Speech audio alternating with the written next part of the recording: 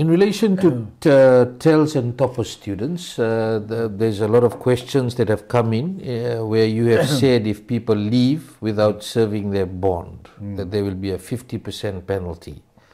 And if they wish to go overseas, people are saying, explain this, why you're doing this, why was this not confirmed earlier, and they feel there was no consultation.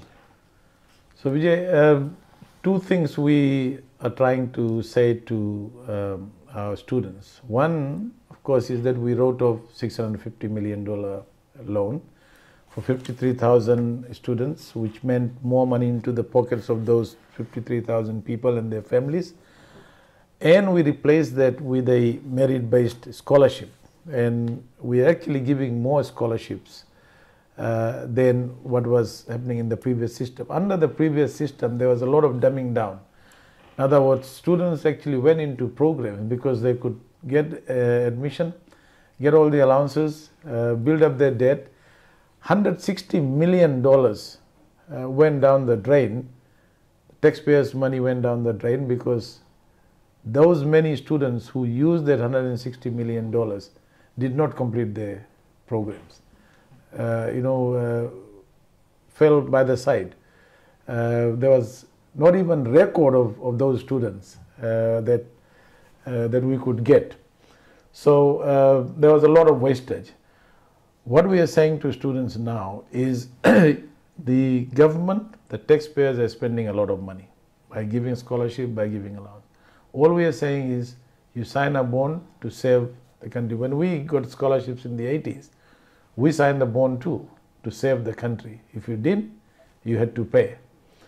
And so what we are saying is if you sign a bond and you want to go halfway, you've got a good job, you're able to secure a job overseas, you want to leave after 2 years, you still got 1 year bond. What we are saying is you pay the equivalent of that 1 year bond plus a 50% penalty. It's designed to, you may call it disincentive or incentive for people to save their full bond, the students to save the full bond.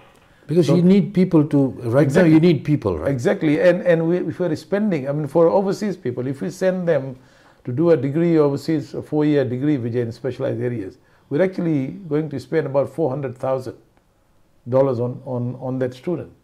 And so for overseas scholarships, when their bond period is higher than those who do the degrees here.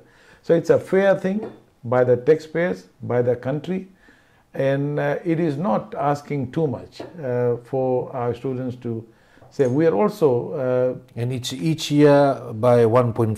1.5. And we're keeping it flexible. So if 1.5 years. Somebody gets a job overseas, makes arrangements with the employer there, case-by-case basis with TELS and FRCS, they can go. But generally, by and large, what we are saying is we are spending a lot of money. Have you had people leave and not pay anything? Overseas cannot be found? Many.